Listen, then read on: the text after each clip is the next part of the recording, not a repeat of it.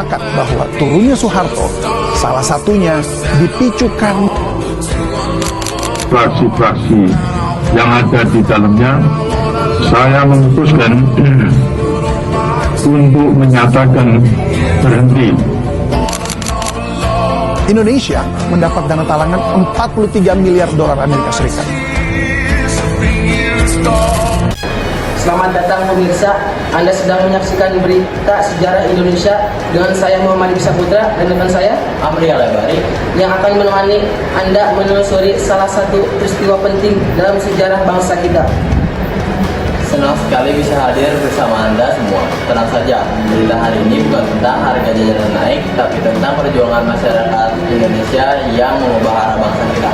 Reformasi 1998. Benar, reformasi 1998 adalah masa penuh tantangan ketika rakyat bersatu menuntut perubahan menuju kehidupan yang lebih adil dan demokratis.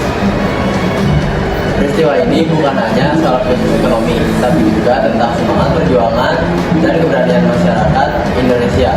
Yuk kita simak perjalanan bersejarahnya, jangan di skip karena ini bukan iklan. Tahun 1998 menjadi masa yang sangat sulit bagi Indonesia. Krisis ekonomi melanda dengan hebat, nilai tukar rupiah anjlok dari Rp2.500 menjadi Rp17.000 per dolar Amerika. Bayangkan saja, uang jajan yang tadinya bisa beli nasi goreng tiba-tiba cuma cukup buat beli permen. Betul, harga kebutuhan pokok melonjak tajam hingga 300%. Banyak masyarakat kehilangan pekerjaan. Suasana waktu itu penuh tekanan. Tapi di tengah kesulitan, muncul semangat besar dari rakyat, terutama para mahasiswa yang turun ke jalan menuntut perubahan. Ada 3 tuntutan utama yang mereka suarakan, yaitu 1. Menurunkan harga kebutuhan pokok.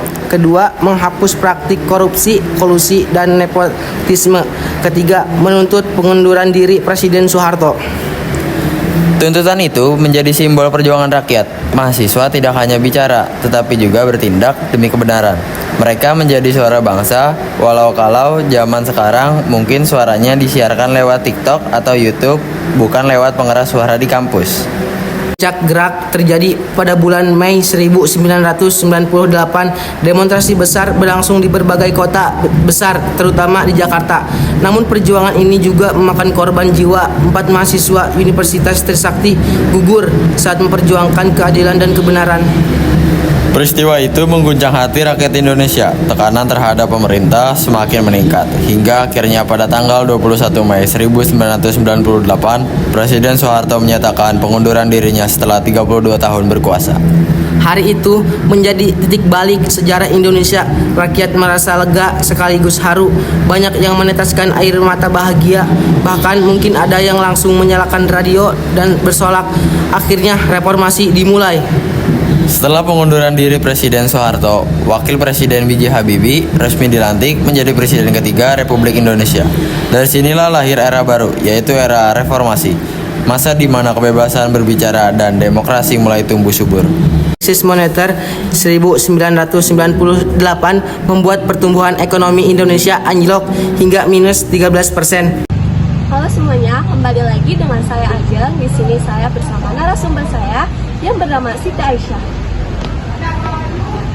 Bagaimana menurut kakak tentang perkembangan perekonomian Indonesia dari tahun 1998 sampai tahun 2022?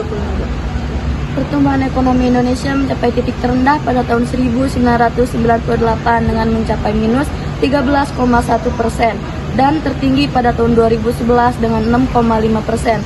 Setelah itu ekonomi Indonesia cenderung stabil di sekitar 5% hingga tahun 2025. Oke, terima kasih Kak. Tapi seperti pepatah, habis gelap terbitlah terang. Indonesia mulai bangkit pelan-pelan. Ya, sejak tahun 1999, ekonomi mulai membaik. Pemerintah melakukan banyak pembenahan, mulai dari sektor perbankan, politik, hingga hukum. Memang, jalannya tidak selalu mulus, tapi yang penting Indonesia terus berusaha bangkit, meski kadang grafik ekonominya naik turun seperti sinyal wifi di sekolah. Jelas, semangat rakyat tidak pernah padam. Dari masa reformasi inilah Indonesia mulai menata kembali masa depan dengan sistem pemerintahan yang lebih terbuka dan demokratis. Reformasi 1998 bukan sekadar catatan sejarah. Ia adalah pelajaran berharga tentang arti keberanian, kejujuran, dan persatuan rakyat Indonesia. Perubahan besar selalu dimulai dari semangat dan kepedulian rakyat terhadap bangsa sendiri. Dan semangat itu harus dijaga oleh kita, generasi muda, termasuk kita semua yang sedang belajar hari ini. Betul, tapi ingat, semangat reformasi bukan berarti bebas seenaknya. Jadi kalau mau reformasi nilai rapor, caranya bukan demo guru, tapi belajar lebih rajin ya. Setuju banget, karena masa depan bangsa ada di tangan kita semua, generasi muda yang berani berpikir, bertindak, dan menjaga persatuan Indonesia. Saya Muhammad Eki Saputra dan Saya Muhammad Amri Lebari. kami mengucapkan terima kasih atas perhatian Anda. Sampai jumpa di berita sejarah Indonesia berikutnya. Tetap semangat, tetap kritis, dan jangan lupa senyum untuk Indonesia.